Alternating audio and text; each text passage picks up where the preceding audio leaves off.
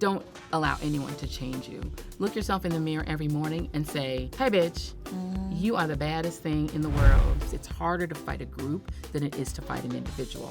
So find your people, find your allies. All that's left is for us to tell the truth, to scream out the truth. And so if that means I have to be an activist, then that's what I'm willing to be. Freedom! Yes. Freedom! I can't lose.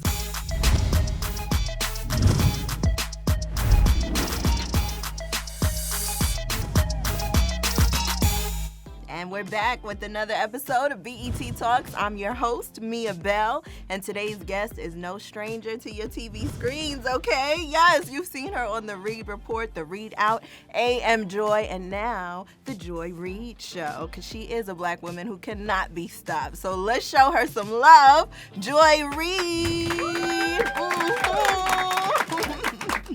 How are you feeling? You look amazing. Thank you so much. Well, listen, I woke up like this. I have no makeup on at all. I literally just woke up and went, oh my gosh, it's morning. And I just look like this. No, actually, my makeup artist, Lynette, big up to Lynette Broom. Yes, you look amazing. We're so excited to receive you today. Thank you. And of course, we're going to start off with a game. Oh, okay. Is that cool with you? Yes, let's play. So this is called This or That. Okay? You're going to pick one and you're going to elaborate as to why that is your choice. Okay. All right, now we're going to start off with A Tribe Called Quest versus The Roots. Oh, that's not fair to me. Oh my God, I thought we were friends. That's rough because I love both of these two so much. But my OG, and everybody knows who knows me knows my favorite is A Tribe Called Quest. I'm sorry, Questlove, please don't block my phone. But I gotta say Tribe, and I love both of them. But I gotta say Tribe. Of course. Now, when it comes to education, PWI versus HBCU. Now, see, this one is a little easier. I did go to a PWI. I did go to, that one, the alternative to Howard. Right. The white version of Howard. But I have to say that part of me, I look back on it and I'm like, I would have loved to have the experience of an HBCU. Right. And I've actually taught at both. So now zooming out as a professor, I enjoyed teaching at Syracuse. I enjoyed teaching at Howard. But if I had to do it all over again and go back and teach, I have to say, I would have to do HBCU. Yeah, we love that. Yeah. Now, when it comes to the Reid Report versus Wake Up South Florida. Oh my goodness. Well, I have to say Wake Up South Florida because that is where I met my mentor, James T. Thomas. Wow. And that's who gave me my first break in media, was doing radio with James T. So I gotta say Wake Up South Florida. We were hot too. We had it locked down. South Florida, we were keeping them informed, we were keeping it fun. Yes. And I was getting to work with James T. So I'm gonna say Wake Up South Florida. I love it. And too, I think traditionally radio really shapes how TV personalities and just people who talk to really get it out, because we're on a time crunch. 100%. It is the best training for media, I would say, talk radio, because cable news is so much like talk radio. Right. It's set up in so much the same way. And since I was an opinion host, it's a very similar vibe.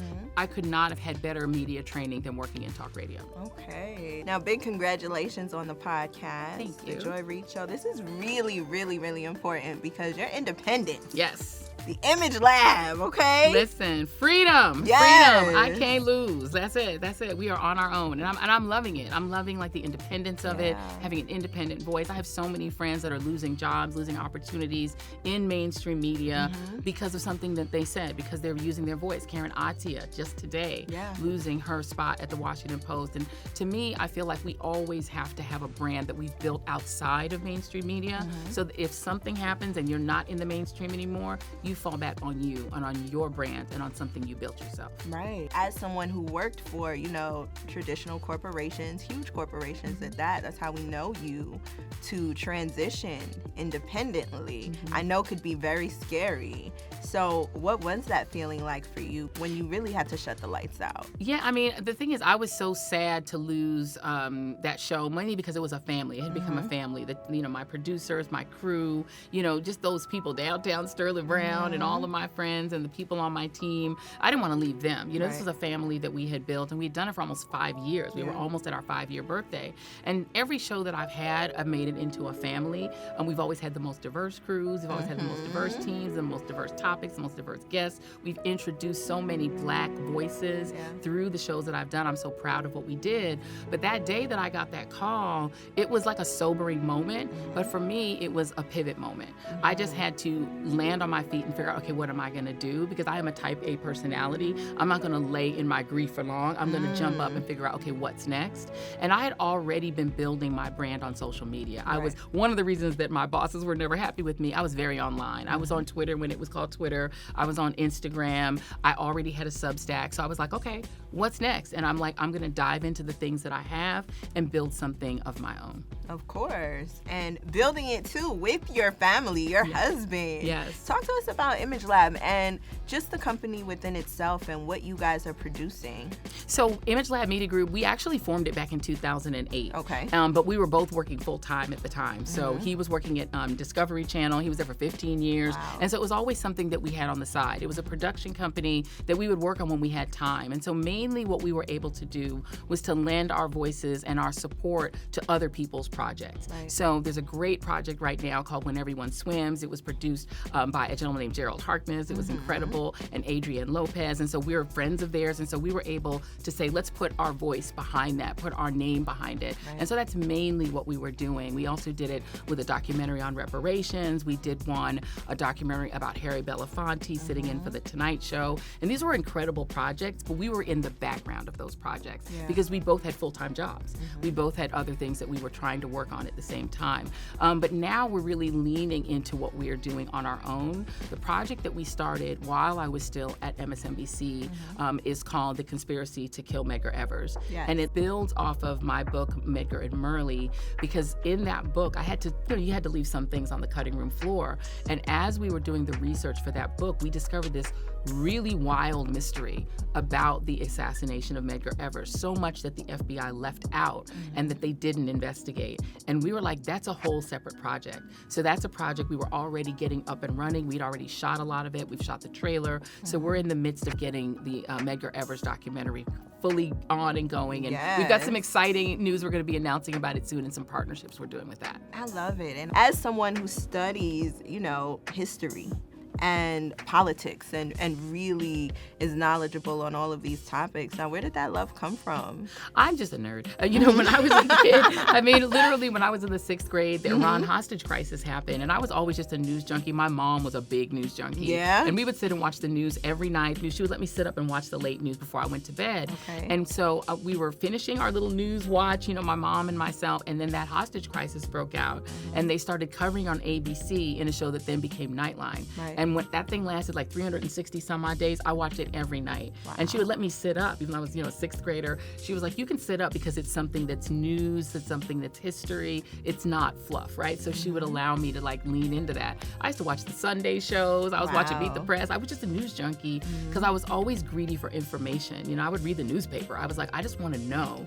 And it fascinated me, and I had this question in my mind, why would these students, because these were students, they were college students, why would they take Americans hostage? I needed to know. Yeah. And this is pre the internet age, so you really had to go to the library to know. You had to get into an encyclopedia to know. We go. Right? So we had our little encyclopedia, so I was all in the encyclopedias trying to figure out what was going on with Iran. So it was just a natural curiosity. Yeah, and just to see how far that curiosity has taken you. Yeah. I feel like you have to question everything. I think one of the keys that I'm not sure they teach in journalism school, because I actually never went to journalism school. I actually was a pre-med for a minute. Wow. And then when I went back after taking a year off, because my mom passed away and it sort of broke my interest in being a doctor. So I took a year off from Harvard, and I went and stayed with my auntie, went back to East Flatbush. And when I went back, it was after spending a lot of time in Fort Greene around the Spike Lee world. This was like Brooklyn Bohemia. Spike was making movies. There was projects going on all over Brooklyn. And I went back and said, I want to be Spike Lee. So I switched my major to documentary film. So I was already sort of in this mode of making work that is documentary in nature, that is interesting, that is sort of interested in history and interested in the things that I cared about. It just wasn't going to be pre-med. I just had to change my whole plan. Yeah, and thankfully you did, because if it wasn't for that, we wouldn't have you and all of the knowledge that you have to spread. Now, when it comes to, the podcast and really honing in on that, what are some new joys that you're finding in podcasting? Well, one of them is time. When you're doing a 1-hour show. I had a 2-hour show on the weekends. AM Joy was 2 hours, so we had a little more time. When you have 1 hour, that means you have 40 minutes. Right. And so it's a very limited amount of time. If I got even the best interview that I always wanted, I max at 10 minutes, 15 minutes max to talk to one person. Right. Well, now we can talk to people as long as they have the time, right? We can take as long as we want. We don't have to take a commercial break at a specific time. You actually have time to really dig into issues and have full conversations. I love being able to have full, in-depth conversations with fascinating people. Yeah, and you're able to say whatever you want. Whatever I want, and also post whatever I want. I mean, the worst thing about working in corporate America is they don't just police what you say on the air, and it was light policing. They weren't that heavy-handed until October 7 and all of the issues around Gaza. They weren't super heavy-handed all the time, but when it came to social media, there was a lot of restrictions. There were a lot of pushback. There was a lot of pushback. And now, I don't think that mainstream companies understand how important social media is to building the brands of their reporters and journalists. Yeah. Like, you have to have that social media voice because people don't always trust everything they see on TV, and people don't always watch TV. Yeah. They're not always getting their news from TV. I mean, BET has an online piece, it has a streaming piece. It has to be more than one thing. It can't just be one thing because people don't get information from just one place. Right. So I think coming from a place that didn't really appreciate how important it was for us to be on social media and to communicate to a separate audience on social media, it was restrictive. I now have no such restrictions. And then also I'm answering to myself. My husband and I own the company. We can do what we want to do. We have a very small team, but we're dedicated to something that's ours. Yeah. Oh, yes. Absolutely. And just the feedback that you've been receiving since the podcast, what has that been like? Because the numbers are up. The same way they went up while you were on TV. Yes, the numbers are up. People are loving Unrestrained Joy. I didn't realize, I mean, I never felt I was restrained. I really kind of made it plain wherever I was. Right. But now I can literally make it plainer, you know? So I think people are loving the unrestrained me. So I'm enjoying doing that. Yeah, you talk about a lot of the things that, you know, we're not able to see on mainstream media, TV, national TV. Now, one of your latest that I really enjoyed, Black on Black crime versus white on white crime. Yeah. That is very important and something that we don't hear often. Yeah. We don't hear about white on white crime. And it's interesting because the framing of Black on Black crime is in and of itself absurd. Right. Because if you go to the FBI database and if you go back to the research going back 20 and 30 years, almost all crime is affinity crime. White people, if they commit a crime, generally commit it against other white people. Right. If an Asian person commits a crime, it's generally against an Asian person because people commit crimes where they live. Right. And the United States is still a very segregated society. So people will commit crimes close to home. Right. And ironically enough, given that it is white conservatives that have come up with this idea of Black on Black crime, when it's white on white crime, they just call it crime. Right. Right? They don't add the fact that in the case of, let's say, a Charlie Kirk, he was killed by another white person. Right. That's literally white on white crime in a white state, a white person killing a white person in an almost entirely white state. That's white on white crime. But when it comes to Black people, they make it seem like that is extraordinary, that a Black person would commit a crime against another Black person. And the last thing I'll add is that the irony of framing it that way is that the instance in which crime has crossed racial boundaries the most regularly has been the 240, 250 years of this country's existence before it even was a republic. Right. That white people could legally kill any Black person they wanted.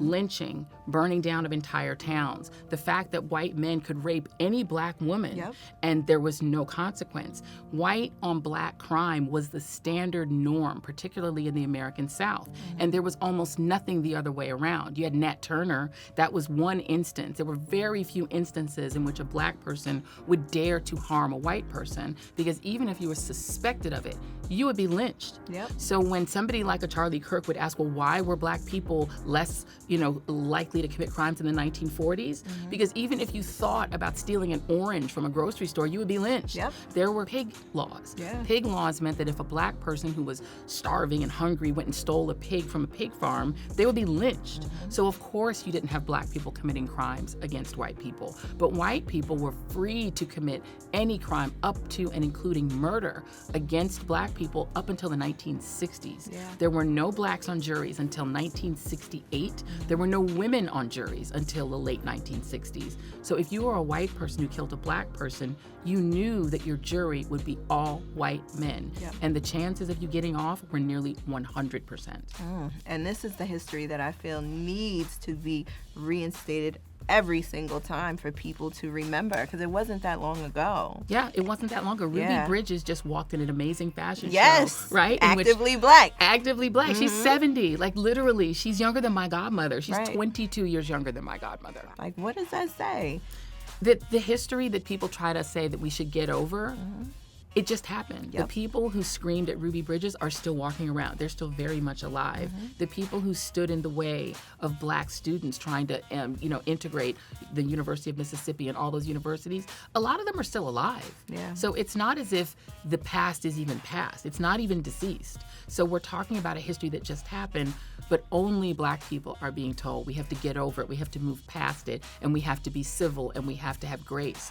No one else has asked that except us. Yeah, and that's true. What do you think that, black people, what do you think we should do to counteract that? I think one thing is that we have to counter those narratives aggressively. If somebody says black on black crime, we need to correct them. Immediately. Especially if we're in media. Yeah, no, that's just called crime. If a person commits a crime, it's just crime, because when a white person hurts another white person, well, then that's white on white crime. And maybe we need to start pointing it out. There is a pathology that's happening in this country that is not happening among black folks. We can deal with our own pathologies internally, but white America is in some sort of a crisis. There's an active increase in mass shootings, almost entirely by white men between the ages of 18 and 49. You have high rates of suicide among white men between 18 and 49, including military veterans. Look at who raided the Capitol on January 6th, almost entirely white men. This is a crisis in their community, but you don't see black commentators saying, we need you all to sit down and start to look at your culture. You need to think about what's happening in your culture. But when you have a crime that a black person commits, we get lectured as to whether we need to look at hip hop. We need to think about whether our children are being raised poorly by single moms. We need to ask that same question of them. They're the majority. They commit the majority of crimes. They commit the majority of mass shootings, rapes, and sexual assaults and assaults against children.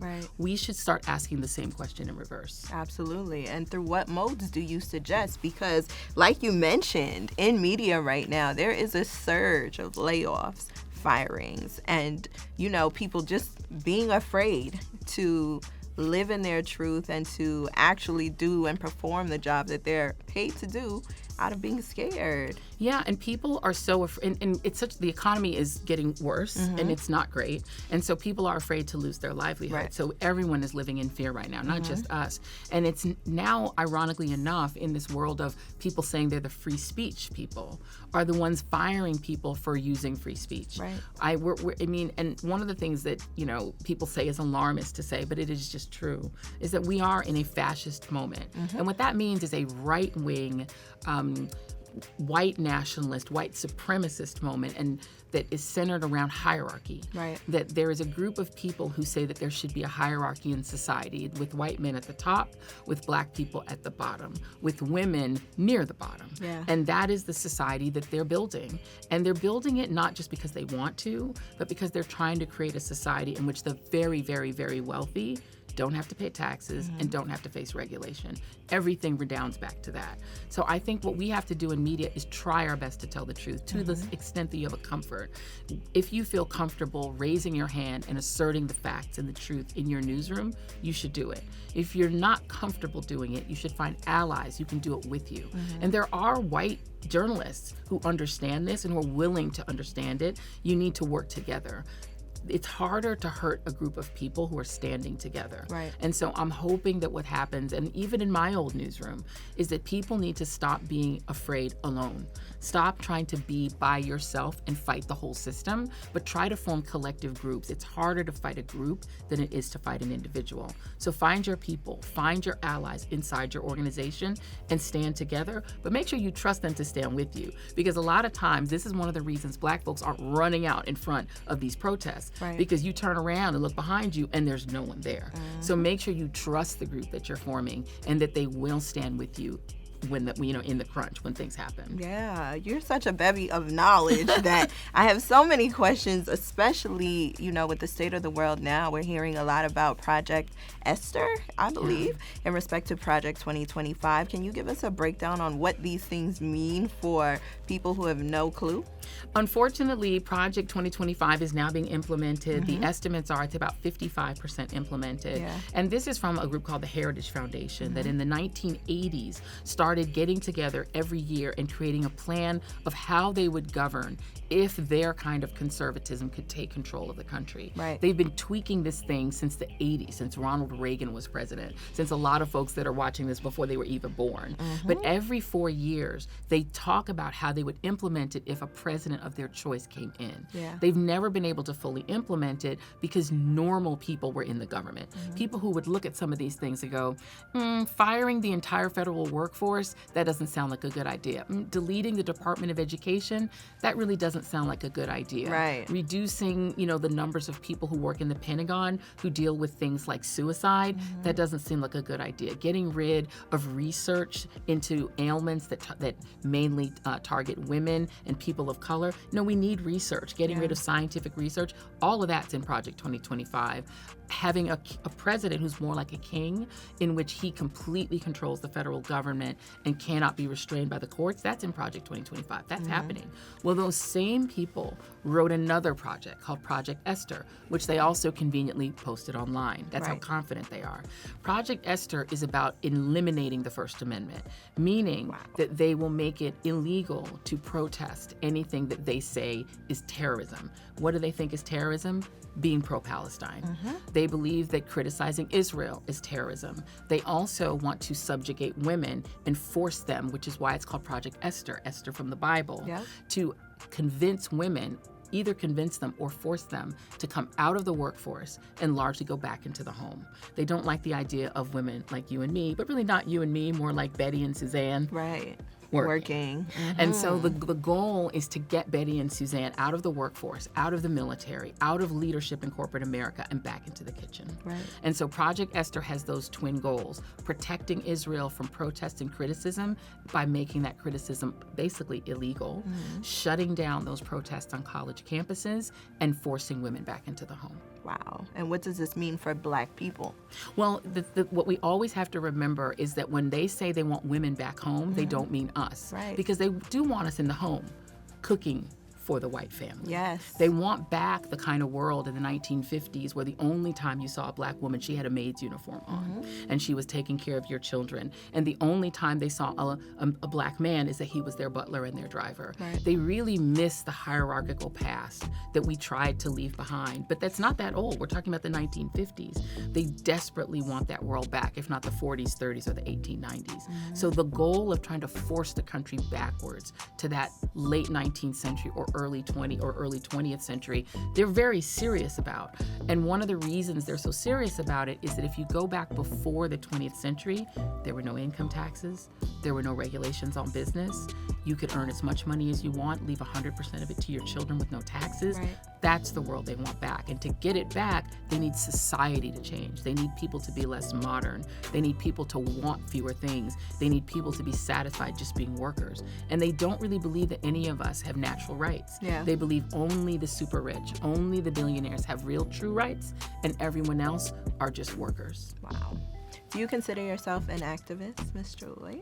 I think of myself as an activist journalist. I'm fundamentally a journalist, but I do believe that you have to be an activist if you're a journalist, because we're kind of the last thing standing between us and fascism. Yeah. The government is gone. The courts are bought and sold. The Supreme Court will not save us. We always, as Black people, counted on the federal government to protect us from states' rights conservatives in the South. We counted on the Supreme Court, and during the 20th century, even though the court was almost entirely white, they did miraculous things to save us from this kind of autocracy. That's all gone. Right. All of that infrastructure is gone. So all that's left is for us to tell the truth, to scream out the truth. And so if that means I have to be an activist, then that's what I'm willing to be. Absolutely. And how would you like to see activism progress for us now? Because we need it more than ever. Yeah, we just have to speak loudly. I mean, the thing that the conservatives, that the autocrats want us to do is to be afraid. Right. They want us to be be terrified to hide in our homes, to not be afraid to be too afraid to speak out. And so what we have to do is we have to force ourselves to be brave. We're facing what our ancestors faced, but with far more resources. They didn't have the internet. They didn't have any of the things we have. We have digital phones. We have the ability to communicate. We don't have to sneak and meet in churches. We don't have to only have pamphlets that we have to take door to door. They did so much more and got us where we were with nothing. Yeah. So we have to find the courage that we just weren't taught, because we're the born free generation. Generation X, my generation, we were born essentially free. Yeah. So we weren't trained to do a civil rights movement, and we didn't train our children to do a civil rights movement, but we got to do a civil rights movement. Yeah. And that doesn't mean that as Black people we need to be in the front of the march. White America got us here. Every other group other than Latino men and white men and women voted for Kamala Harris. White Americans in a majority, 60-40, once again voted for this. And so they need to be out in front. If they want to end autocracy, they must do it. We will be there to help to save ourselves, to save our communities, but we don't need to be in the front of the march. It's somebody else's turn to get out in the front and march, but we're going to be back here working to save our communities. Of course. The courage and the bravery that you speak of, that's something that doesn't always come naturally for people. Where do you think it came from for you? I know you talk a lot about, your relationship with your mother, of course. So where does that come from? I definitely get it from my mama. My mom was something. Philomena was something else. This is a person who, at 29, 30 years old, got on a ship and went to England alone. Her husband, the one she was going to marry, passed away young, I think he was a doctor, or was going to be a doctor. He died. She just got on a ship and she just left. She left Guyana, went to England by herself, and then got on another ship and came to the United States, met this, crazy African, and ended up eventually marrying him and having 3 kids with him, but then left him and said, I'm not going to be disrespected by somebody who had many, many other wives and many other children. And she was like, I'm done with you. And she just raised us by herself with a fierceness and a ferociousness. She was 5'3" and a towering giant for me. Ooh. So I feel like everything good about me, I definitely got from my mom. Of course. And what about motherhood for you, and just how you've been able to raise yours and just be, a woman who prioritizes family as well as work? I've always felt like the best thing that I could give my kids is to see their mother enjoying work. Yeah. Because, I'm not a housewife. It was so funny. I used to work in talk radio when I was talking about talk radio. So I would get home at noon. I was home by noon because it was a morning show. I was from 5 a.m. to 11. And once my youngest son asked me, because he was always home. I was always home when he got home. So one time he asked me, he said, Mom, are you a housewife? And I was so horrified. I was so offended. I was like, wow, wait a minute. I'm like, I'm on the radio. I thought I felt a little famous. He was like, are you a housewife? I was like, no. But I think what it is that your children need to see you joyful in whatever you do. Yeah. If they see that you love what you do, and both their father and I love what we do, that to me is a great gift you can give your kids, because you can prove to them that work is not drudgery, that if you love it and you're joyful and you're enjoying it, that it isn't work, and that you don't have to dread growing up and being an adult that only has to be on the plow. Right. That you can actually do something you enjoy. Did you have to learn how to do housewife things because you were so busy with the work? Do you cook? I can cook, but I don't enjoy it. Like, some people love to cook and they feel like it's to me it's work. We did Taco Tuesday because tacos take 15 minutes. We nice would do and easy easy stuff, and it's and luckily my husband is an excellent cook. But the first thing that I did that I was proud of was to teach the children how to cook their own food. Because if they can boil an egg or they can make something for themselves, that's less work for me. Absolutely. So I don't really love the cooking piece, but I love to order food and I love to cater food. And you can. Look, and I can Instacart. I'm like Instacart queen, baby. I will fill the fridge with food, but I just didn't go and buy it in the store myself. I love it. What about, personally in your friend group and how you kind of debrief from all of the hectic news that's happening?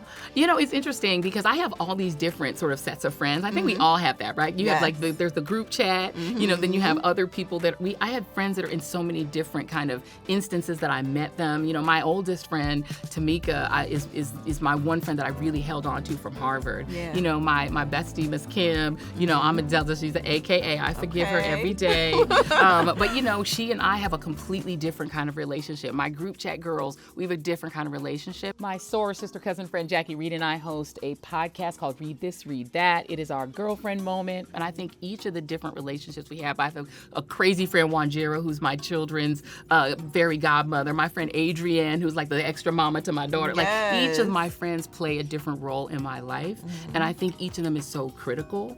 And I think what you have to do is you have to develop friendships that all have these different levels and layers, and you use them all to build your mental health. And to just, you have to also sustain them, right? Yeah. You're trying to be a friend and not just have friends. And so I try to be a sustaining friend that's also, you know, feeding into the people that feed into me. And hopefully I'm doing that. I try to do my best. It's hard to fit friendship into everything else that you're doing, but I feel like you've got to do it in order to be a whole person. Yeah, absolutely. And I feel like the community that is really pushing you to be courageous and be brave and to be able to be on these platforms and speak your truth. Yeah. I think, you know, it shows that you have great people around you, great energy around you. Yeah, I have the best people around me. I literally could not have curated a better group of people in my life, you know, from husband to friends. You know, my husband was, he and I were best friends, you know what I mean? So it's like even he was a friend. So it's like we have to, I think I'm very proud of the group and the community that I've built. It's so sustaining and helpful, particularly in these trying times. Yeah, there's so much that you've done in your career and so much that you're doing now. What are you thinking about next?